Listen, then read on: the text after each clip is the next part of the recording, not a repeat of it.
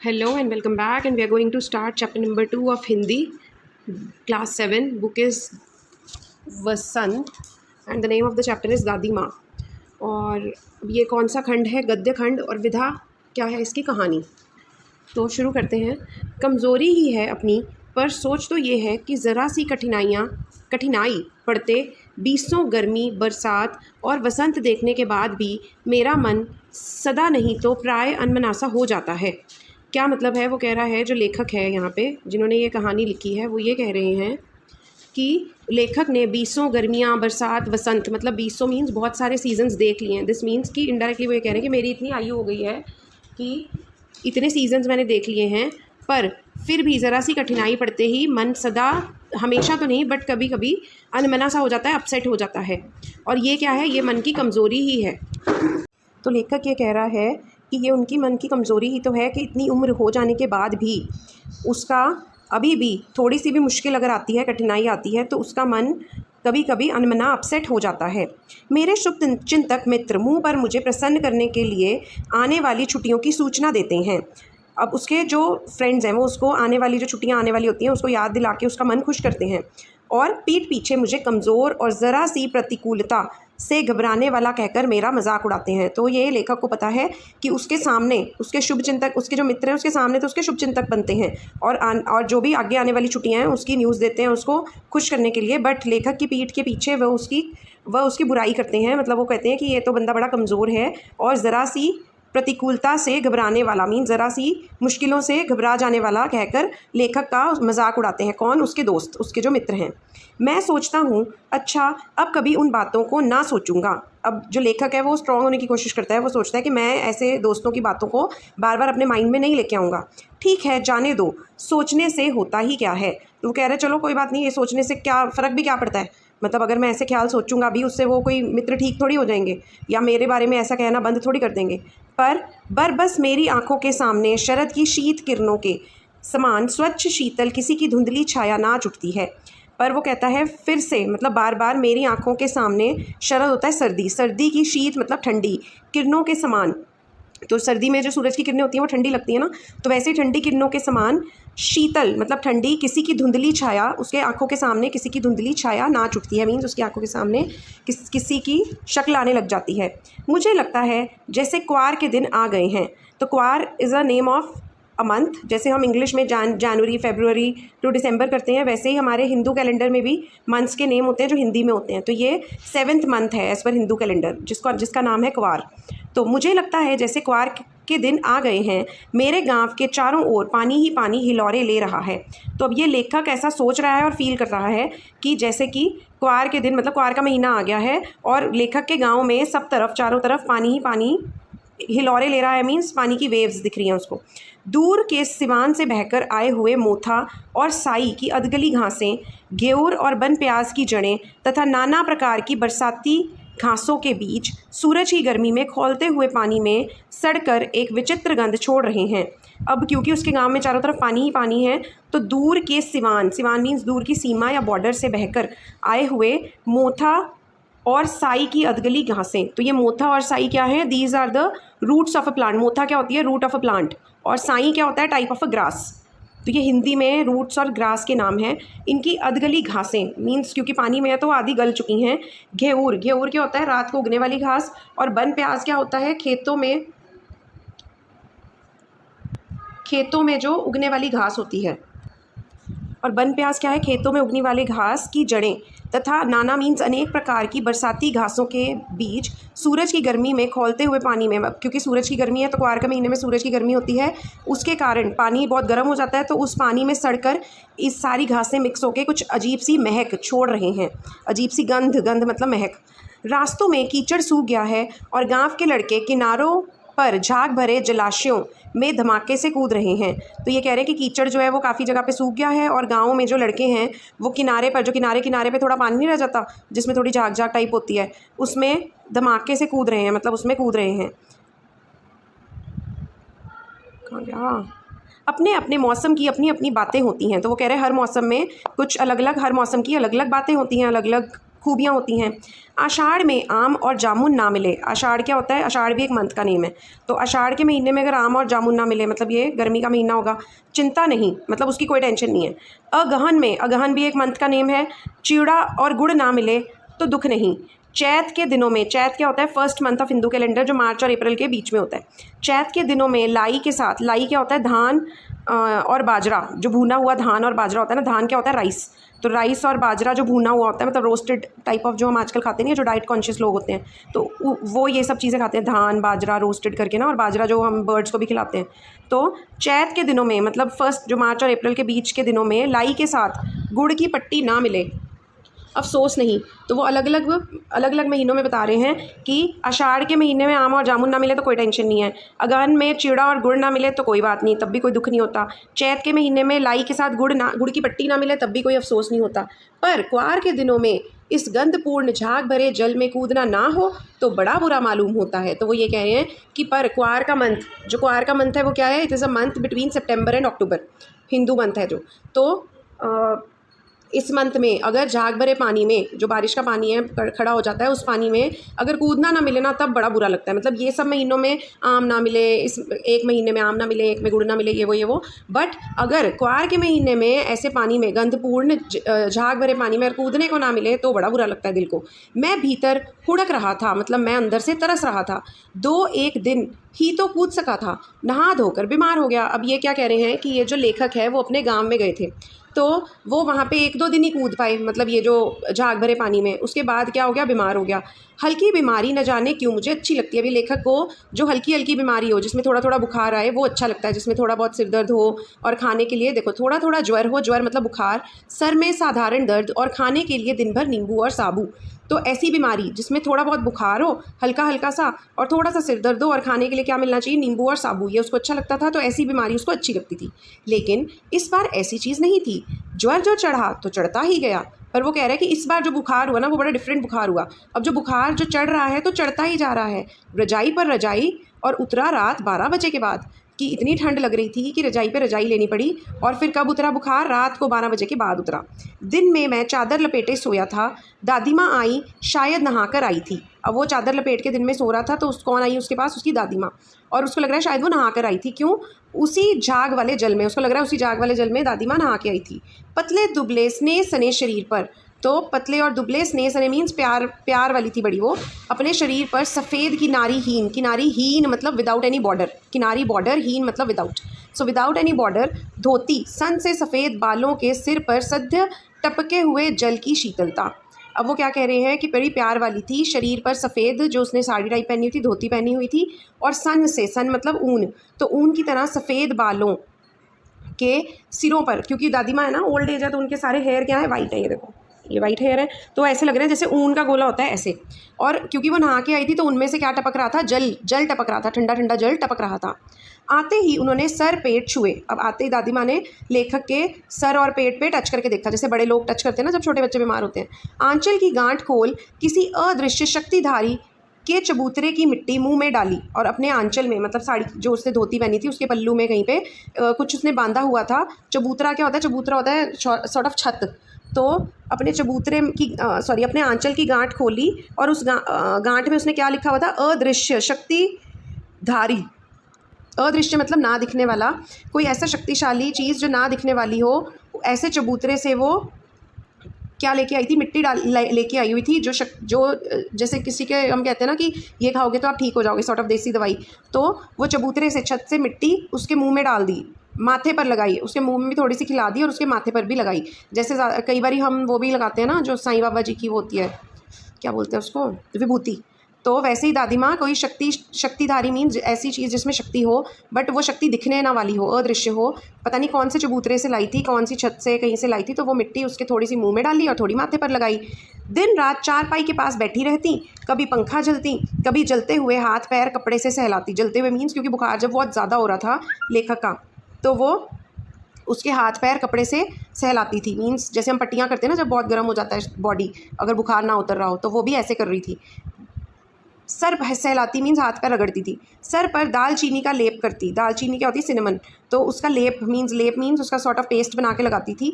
20 बार छू छू कर ज्वर का अनुमान करती थी, ज्वर मीन्स बुखार, बुखार का एस्टिमेशन लगाती थी कि उतर गया कि अभी भी है। हांडी में पानी आया कि नहीं, उसे पीपल की छाल से छोंका कि नहीं, खिचड़ी में मूंग की दाल एकदम मिल तो गई है, कोई बीमार के घर में सीधा बाहर से आकर तो नहीं चला गया, आदि लाखों प्रश्न पूछ पूछ कर घर वालों को परेशान कर देती। तो अब उसकी दादी क्या थी, बहुत ही ज़्यादा कंसर्न्ड थी इनके बारे में, ठीक है। तो वो क्या थी, बहुत ज़्यादा क्वेश्चन पूछती रहती थी, जैसे कि हांडी में पानी आया कि नहीं, कि पानी ले आए हो हांडी में कि नहीं, अब उसे पीपल की छाल से छोंका है कि नहीं, कि पीपल की छाल से उसको बॉयल कर दिया है कि नहीं, ये किस लिए, कि पानी को शुद्ध करने के लिए। खिचड़ी में मूँग की दाल एकदम मिल तो गई है, कि भाई खिचड़ी पक तो गई है, कहीं दाल उसमें जो मिलाई है वो कच्ची तो नहीं है। कोई बीमार के घर में सीधा बाहर से आकर तो नहीं चला गया, भी कोई बंदा बीमार के घर में आया है और घर में आके बाहर ही तो नहीं चला गया सीधा, मीन्स उसने सैनिटाइजेशन वगैरह प्रॉपर करी है कि नहीं। ऐसे लाखों क्वेश्चंस पूछ पूछ कर वो सारे घर वालों को परेशान कर देती थी।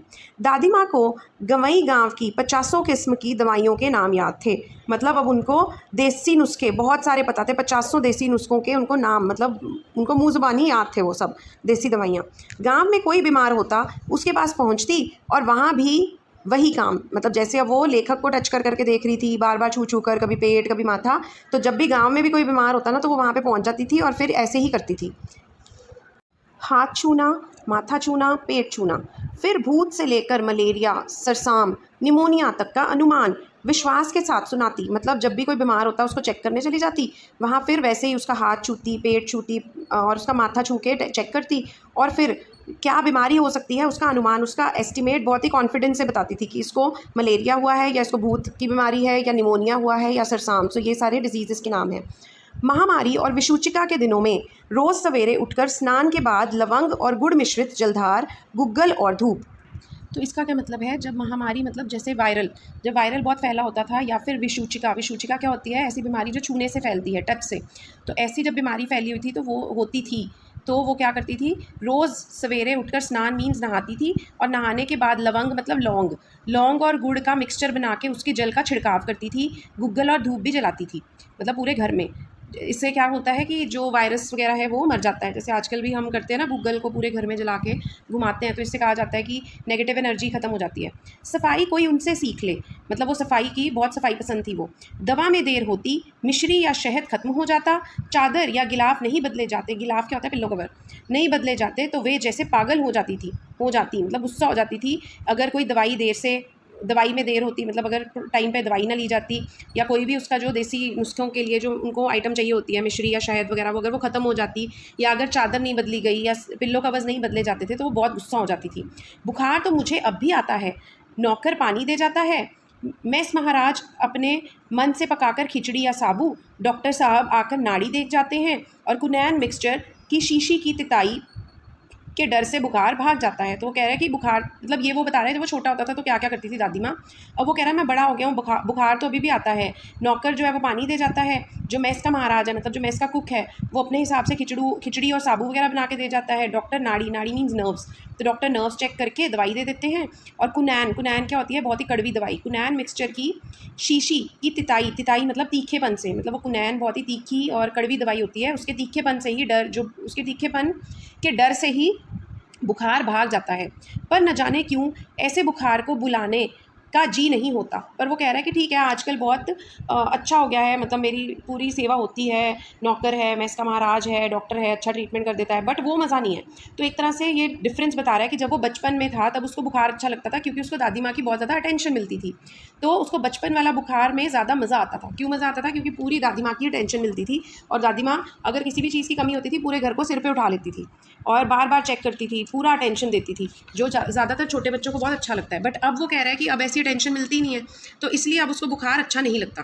किशन भैया की शादी ठीक हुई, दादी माँ के उत्साह और आनंद का क्या कहना। किशन भैया क्या है, उसके लेखक के जो भैया हैं, उनकी शादी हुई तो उसमें दादी माँ का जो मतलब एंथुजियाज़म था और उसकी खुशी थी, बहुत ज़्यादा खुश थी वो अपने वो लेखक के जो भैया हैं किशन भैया, उनकी शादी के लिए बहुत एक्साइटेड थी। दिन भर गायब रहती, सारा घर जैसे उन्होंने सर पर उठा लिया हो। अब पूरा टाइम वो गायब रहती थी और ऐसे लगता था जैसे उन्होंने सारा घर ही सर पे उठा लिया है। पड़ोस पड़ोसिनें आती, बहुत बुलाने पर दादी माँ आती। जब पड़ोसी ने उनको मिलने आती थी तो दादी माँ इतनी बिजी थी कि वो उसको मिलने के लिए भी टाइम नहीं था, मतलब पड़ोसिनों को। बहन बुरा न मानना, कार परोजन का घर ठहरा। उसको कहती थी कि बहन, जो उस पड़ोसन मिलने आती थी, दादी माँ उसको कहती थी कि बहन बुरा न मानना, पर क्योंकि ये शादी वाला घर है, कार परोजन मीन्स शादी के कार्यों वाला, कार मतलब कार्य, तो शादी के काम बहुत है, कार परोजन का घर ठहरा। एक काम अपने हाथ से ना करूं तो होने वाला नहीं। तो वो कह रही है कि अगर एक भी काम मैं अपने हाथ से ना करूं तो यहाँ पे तो कोई काम ढंग से होता ही नहीं है, मतलब वो कह रही है सब काम मेरे को ही करने पड़ते हैं। जानने को यूँ सभी जानते थे कि दादी माँ कुछ नहीं करती, पर किसी काम में उनकी अनुपस्थिति वस्तुतः विलंब का कारण बन जाती। अब सबको पता था कि दादी माँ बेसिकली तो वो फिजिकली इतनी कुछ करती नहीं थी काम, ठीक है, बट अगर किसी काम में वो अनुपस्थित ना होती, उनकी अनुपस्थिति, किसी काम में उनकी अनुपस्थिति वस्तुतः विलंब का कारण बन जाती थी। तो अनुपस्थिति मतलब इस उपस्थित होता है प्रेजेंस होना, अनुपस्थिति मतलब एब्सेंट होना। तो अगर कोई भी काम ऐसा होता था जिसमें दादी माँ नहीं होती थी ना, तो उसमें पता नहीं कुछ ना कुछ ऐसा हो जाता था कि विलंब मतलब देरी हो ही जाती थी। इसीलिए दादी इतने कॉन्फिडेंस से कह रही है कि अगर मैं ना हूँ तो कोई काम ढंग से होता नहीं है। उन्हीं दिनों की बात है, एक दिन दोपहर को मैं घर लौटा। बाहरी निकसार में दादी माँ किसी पर बिगड़ रही थी, मतलब किसी को गुस्सा हो रही थी। निकसार मतलब बाहर, घर के बाहर दरवाजे के पास। पास ही कोने में दुबकी रामी की चाची खड़ी थी। कोने में दुबकी रामी की चाची, दुबकी मीन्स ये देखो, ये दुबक के, दुबकी मतलब जैसे हाथ पैर जोड़ के और इकट्ठी सी होके, दुबक के रामी की चाची। तो रामी कोई वहाँ लड़की थी, उनके गांव में रहती थी, उसकी चाची खड़ी हुई थी और दादी माँ उसको डांट रही थी। सोना होगा धन्नो, रुपए में सूद के क्या है, सोना होगा धन्नो, रुपए में सूद के आज दे दे, तेरी आंख में तो शर्म है नहीं। मांगने के समय कैसे आई थी, पैरों पर नाक रगड़ती फिरी, किसी ने एक पाई भी ना दी। अब लगी है आजकल करने, फसल में दूंगी, अब क्या तेरी खातिर दूसरी फसल कटेगी। तो ये क्या कह रही है, कौन बोल रहा है, दादी माँ बोल रही हैं रामी की चाची को, जो बेचारी दुबक के खड़ी हुई है क्योंकि दादी उसको डांट रही है। क्योंकि रामी की चाची ने दादी से कुछ पैसे लिए हैं और वो वापस नहीं कर रही है। तो दादी कह रही है कि मैं तो लूँगी भी, तेरे को तो शर्म नहीं है, तेरी आंख में तो शर्म नहीं है, बट जब तू मांगने आई थी तब तो बड़े नाक रगड़ रही थी, तेरे को किसी और ने पैसे नहीं दिए, मैंने ही दिए, और अब तू कह रही है कि मैं वापस दूंगी। सूद मतलब होता है प्रिंसिपल अमाउंट, जैसे अगर 100 रुपीज़ दिए हैं तो 100 रुपीज़ वापस भी तो लेने हैं ना, तो दैट इज़ प्रिंसिपल अमाउंट। तो अब लगी है आजकल करने, मतलब वो दे नहीं रही है पैसे, वो यही बोली जा रही है कि मैं आज दे दूंगी, कल दे दूंगी, नेक्स्ट फसल कटेगी मैं तब दे दूंगी, फसल में दूंगी। इसका मतलब कि जब फसल कटेगी, मेरी कुछ कमाई होगी तब मैं दूंगी। तो वो क्या करती थी, एग्रीकल्चर करती थी। अब क्या तेरी खातिर दूसरी फसल कटेगी। तो दादी माँ कह रही कि पहले भी तो एक फसल कट चुकी है, अब क्या दूसरी फसल तक का इंतजार करना पड़ेगा, वो कटेगी तब तू मेरे पैसे देगी। दूंगी मालकिन, रामी की चाची रोती हुई दोनों हाथों से आंचल पकड़े दादी माँ के पैरों की ओर झुकी। अब वो मतलब रो रही है और वो कह रही है कि दे दूंगी मैं, दादी को बोल रही है, और उसके पैरों में झुक के बैठ गई। बिटिया की शादी है, आप ना दिया करेंगी तो उस बेचारी का निस्तार कैसे होगा, मतलब उसका बेड़ा पार कैसे होगा कि मेरी बेटी की शादी है। तो वो एक तरह से पैसे और मांग रही है अपनी बेटी की शादी के लिए, और दादी उसको कह रही तूने पिछले तो वापस दिए नहीं, उसके लिए भी करती रहती है कि फसल कटेगी तब दूंगी। तो इसलिए वो कह रही है कि मेरी बेटी की शादी है, अगर आप ही नहीं पैसे दोगे तो मेरी बेटी की शादी का जो काम है वो कैसे पूरा होगा। हट अभी नहा के आ रही हूँ। दादी माँ पीछे हट गई और वो कह रही चल मेरे को टच मत कर, मैं अभी नहा के आई हूँ, शुद्ध होके आई हूँ। जाने दो दादी, मैंने इस अप्रिय प्रसंग को हटाने की गरज से कहा। मतलब उसको, लेखक को ना ये सब अच्छा नहीं लग रहा था कि कैसे वो हाथ जोड़ के खड़ी है और दादी उसको डांटी जा रही है। तो वो लेखक कह रहा है जाने दो दादी, वो अपनी दादी को कह रहा है बेचारी गरीब है, दे देगी कभी। तो उसको कह रहा है कि ये तो गरीब है, कभी दे देगी, और चला है समझाने। तो ये कौन बोलती है, दादी किसको, लेखक को, कि तू मुझे मत समझा। मैं चुपके से आंगन की ओर चला गया। कई दिन बीत गए, मैं इस प्रसंग को एकदम भूल सा गया। अब वो कहता कि मैं चला गया आंगन में, खुली जगह में, और कई दिन बीत गए, मैं इस प्रसंग को मीन्स इस इंसिडेंट को भूल चुका था। एक दिन रास्ते में रामी की चाची मिली, वह दादी को पूतो फलो दूधो नहाओ का आशीर्वाद दे रही थी। अब एक दिन रास्ते में देखा रामी की चाची मिली तो वो दादी को ना बड़े आशीर्वाद दे रही है। मैंने पूछा क्या बात है धन्नो चाची। तो उसने विहल होकर कहा, उरिन हो गई बेटा, भगवान भला करे हमारी मालकिन का। कल ही आई थी, पीछे का सभी रुपया छोड़ दिया, ऊपर से 10 रुपये का नोट देकर बोली, देखना धन्नो, जैसी तेरी बेटी वैसी मेरी, 10-5 के लिए हंसाई ना हो, देवता है बेटा देवता। तो वो क्या कह रही है कि मालकिन आई थी, मतलब दादी माँ आई थी, उस दिन तो बड़ा डांट रही थी। अब क्या कह रही है वो की मालकिन आई थी और मेरा पिछले जो मैंने पैसे वापस देने थे ना वो छोड़ गई है, मतलब वो कह गई है कि वो भी देने की ज़रूरत नहीं है और ऊपर से और 10 रुपये दे गई है और कह गई है कि बेटी की शादी अच्छी तरह से करना और 10-5 रुपये के कारण हंसाई ना हो, मीन्स कोई मजाक नहीं उड़ाए, कोई कमी नहीं होनी चाहिए, प्रॉपरली शादी अपनी उसकी बेटी की करना। देवता है बेटा, देवता, शायद वो देवता बेटा उसको बोल रही है कि जो लड़का मिला है मे बी वो देवता है, तो तुम शादी में कोई कमी मत करना 10-5 रुपये बचाने के चक्कर में। उस रोज़ तो बहुत डांट रही थी, मैंने पूछा तो लेखक पूछता है धन्नो चाची को कि उस दिन तो आपको इतनी डांट पड़ रही थी। वह तो बड़े लोगों का काम है बाबू, रुपया देकर डांटे भी ना तो लाभ क्या। मतलब वो कह रही है कि ये तो बड़े लोगों का काम है, अब जिसने पैसे दिए हैं अगर हम उसको वापस ही नहीं देंगे और वो डांटे भी ना तो इसका क्या फ़ायदा।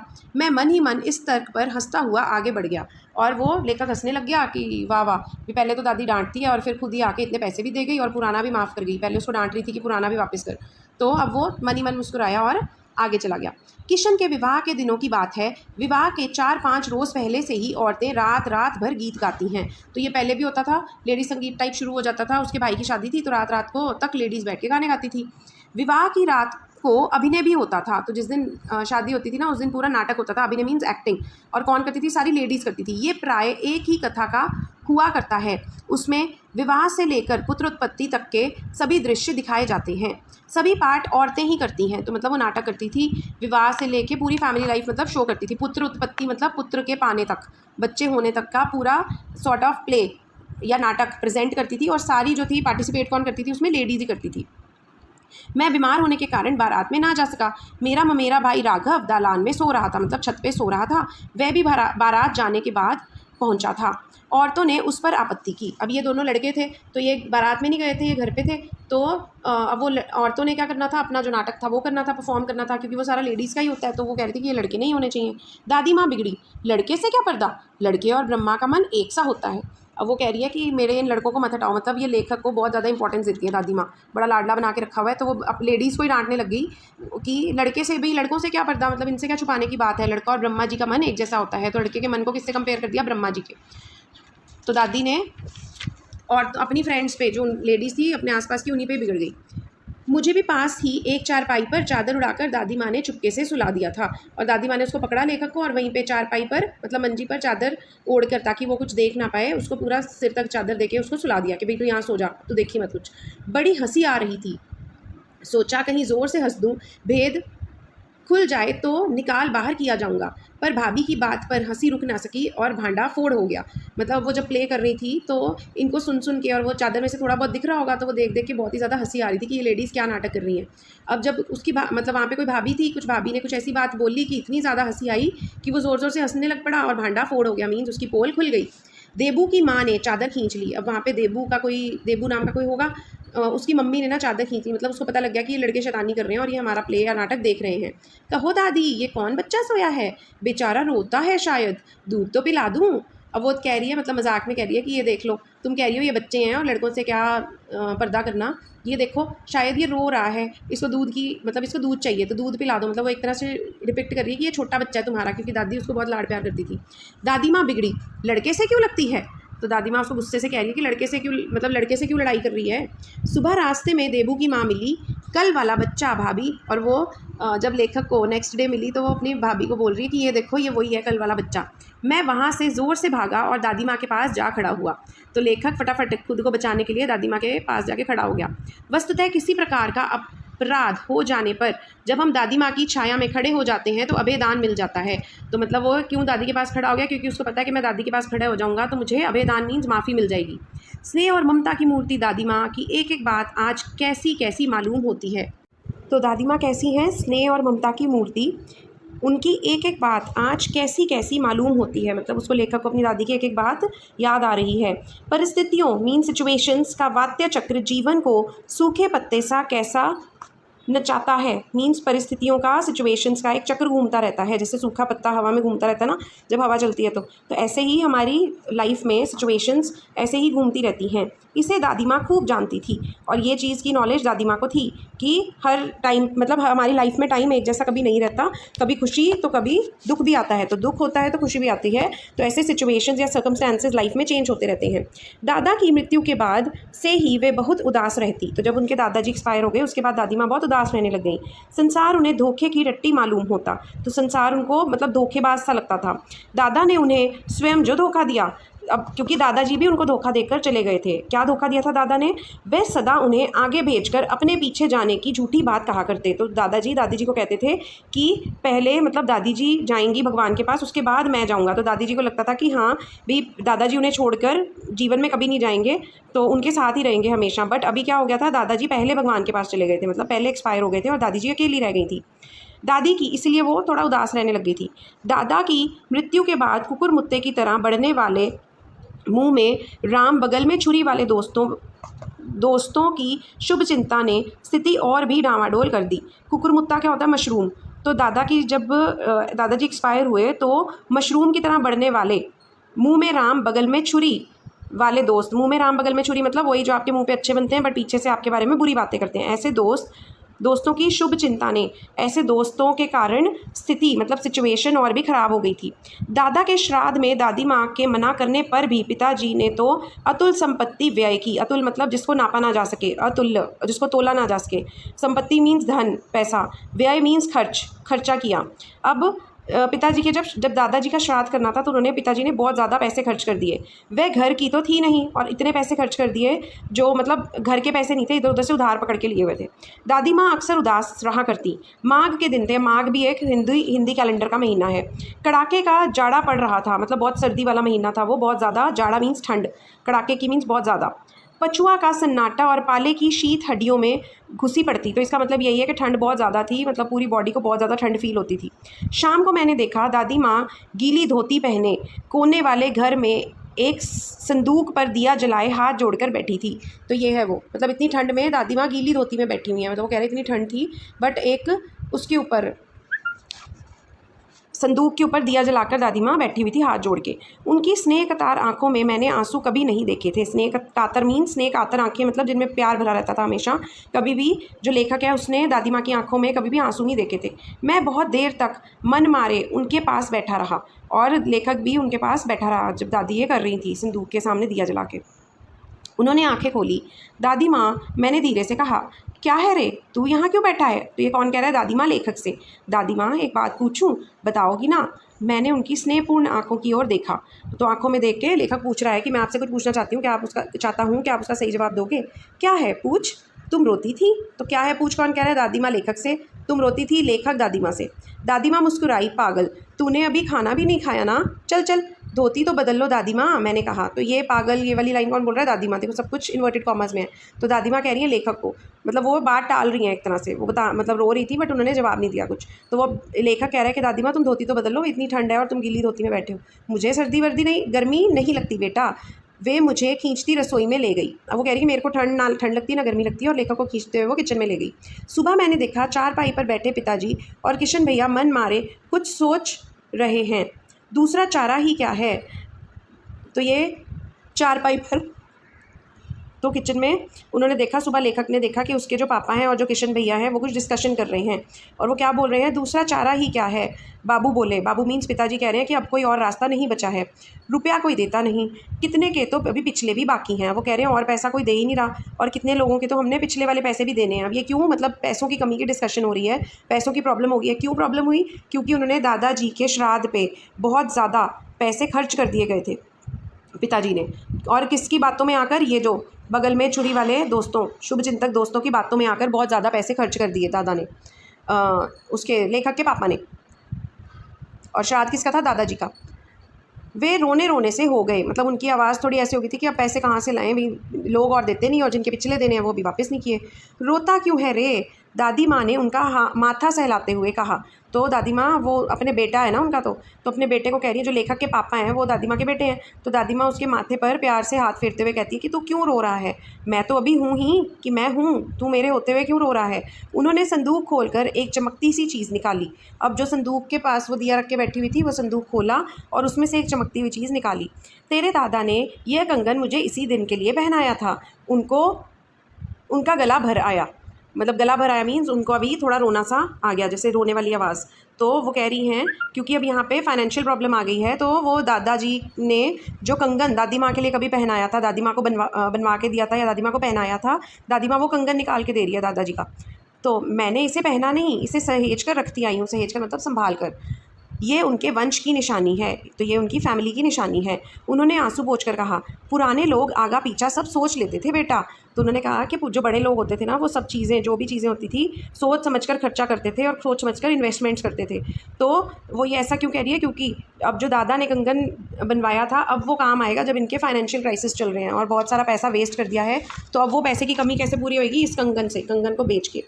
सचमुच मुझे दादी माँ शाप भ्रष्ट देवी सी लगी। शाप भ्रष्ट मीन्स, शाप होता है श्राप, मीन्स जो हम जैसे किसी को साधु महाराज श्राप नहीं देते थे, हम रामायण में देखते थे, और भ्रष्ट मतलब उस श्राप को मिटा देने वाली एक देवी सी लगी। अब श्राप इनके जीवन में क्या आया हुआ था, पैसे की कमी, तो ये कंगन दे रही हैं दादी माँ और उस पैसे की कमी रूपी श्राप को नष्ट करने वाली देवी लग रही हैं। लेखक को धुंधली छाया विलीन हो गई। मैंने देखा दिन काफ़ी चढ़ आया है। तो अभी धुंधली छाया क्यों, क्योंकि उसकी आंखों के सामने धुंधली छाया थी ना। तो अब क्या था, जो लेखक की आंखों के सामने ये पूरी धुंधली छाया, मतलब ये पूरे सीन्स रिपीट हो रहे थे, पूरा एक तरह से लेखक क्या है, फ्लैशबैक में चल रहा है, ठीक है। तो ये सब स्टोरी ना लेखक की आंखों के आगे धुंधली सी छाया। उसने स्टार्टिंग में भी बोला था ना हमको, ये देखो यहाँ पे उसने चैप्टर के स्टार्टिंग में कहा था ना, शीतल किसी की धुंधली छाया नाच उठती है। तो ये किसकी छाया थी धुंधली, दादी माँ की। और शीतल क्यों, ठंडी, क्योंकि वो प्यार से भरी हुई थी। तो दादी माँ की छाया, दादी माँ की पूरी ये पिक्चर उठ के आंखों के सामने आ गई। और ये पूरा वो फ्लैशबैक में चल रहा था कि बचपन में क्या होता था, मुझे बीमारी, बचपन में जो बीमारी थी अच्छी लगती थी क्योंकि दादी माँ की बहुत अटेंशन मिलती थी। फिर भाई की शादी में क्या हुआ था, फिर ये धन्नो चाची जो थी, रामी की चाची, उसके साथ क्या किया था दादी माँ ने। तो ये पूरी स्टोरी उसको याद आ रही है। फिर जब उनका फाइनेंशियल क्राइसिस हुआ तो दादी माँ ने कैसे हेल्प करी उसके पापा की। तो ये पूरी स्टोरी उसके सामने चल रही थी। धुंधली छाया विलीन हो गई।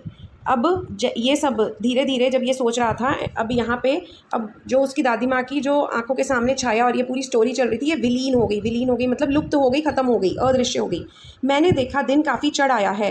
पास के लंबे खजूर के पेड़ से उड़कर एक कौवा अपनी घिनौनी काले पांखें फैलाकर मेरी खिड़की पर बैठ गया। अब मतलब वो एक तरह से होश में आ गया अपने, और उसने देखा कि काफ़ी दिन चढ़ाया, मीन्स सूरज काफ़ी चढ़ाया है, डे हो गया है, काफ़ी देर हो गई है। और सामने कौन सा पेड़ लगा हुआ था, खजूर का, उससे एक क्रो उड़ के उसकी खिड़की पर बैठ गया था। हाथ में अब भी किशन भैया का पत्र काँप रहा है। और उसने हाथ में क्या पकड़ा हुआ था, किशन भैया का पत्र पकड़ा हुआ था। काली चींटियों सी कतारें धूमिल हो रही हैं। चींटियों सी कतारें मीन्स कि जो चिट्ठी आई है, किशन भैया ने चिट्ठी भेजी है और उस चिट्ठी में जो लेटर्स लिखे हुए हैं, मतलब जो कंटेंट लिखा हुआ है, वो कैसे लग रहा है उसको, चींटियों सी कतारें धूमिल हो रही हैं। धूमिल का क्या अर्थ है, फॉगी या धुंधली। धुंधली हो रही है मीन्स दिखने ही बंद हो रही हैं, जैसे उसको जो किशन भैया ने पत्र भेजा है, क्योंकि उसके हाथ में वो पत्र काँप रहा है। आंखों पर विश्वास नहीं होता, मन बार बार अपने से ही पूछ बैठता है, क्या सचमुच दादी माँ नहीं रही। तो अब वो किशन भैया की जो चिट्ठी आई है उसमें क्या है, उसमें ये न्यूज़ आई है कि दादी जी एक्सपायर हो गई हैं। तो क्योंकि उसने ये न्यूज़ पढ़ी, तो उसके आंखों के सामने पूरी दादी माँ के जो भी इंसिडेंट्स उसके बहुत दिल के करीब थे, वो पूरे इंसिडेंट्स आए, पूरी वो सब स्टोरी उसकी आंखों के सामने रिपीट हुई। मीन्स उसको याद आई वो सारी बातें कि क्या क्या दादी करती थी, कैसे कैसे उसने पूरा परिवार संभाल के रखा हुआ था और पापा की भी हेल्प करती थी उसके, और कैसे जब उनके ऊपर फाइनेंशियल क्राइसिस आया तो दादी माँ ने ये अपना कंगन जो दादाजी ने उनको दिया था वो पापा को दे दिया उनको फाइनेंशियल क्राइसिस से बाहर आने के लिए। तो एक तरह से ये पूरी स्टोरी फ्लैशबैक में चल रही थी अभी तक, ठीक है। अब ये इसके लेखक कौन है, शिव प्रसाद सिंह। तो ये हमारी इस चैप्टर की पूरी एक्सप्लेनेशन ख़त्म होती है। इसके क्वेश्चन आंसर्स अब हम एक्स्ट्रा क्वेश्चंस और बैक क्वेश्चंस जो भी होंगे वो हम नेक्स्ट वीडियो में डिस्कस करेंगे। आई होप कि आपको ये एक्सप्लेनेशन अच्छी लगी है एंड समझ में आ गया है चैप्टर अच्छी तरह। तो please do like it and please do share it with your friends, classmates, your seniors, juniors, seniors से तो काम नहीं आएगा, जूनियर्स जो भी आपको जानते हैं, so that they can refer it next year, so that will be a great help to us also in our channel. So all the very best guys, see you in the next video.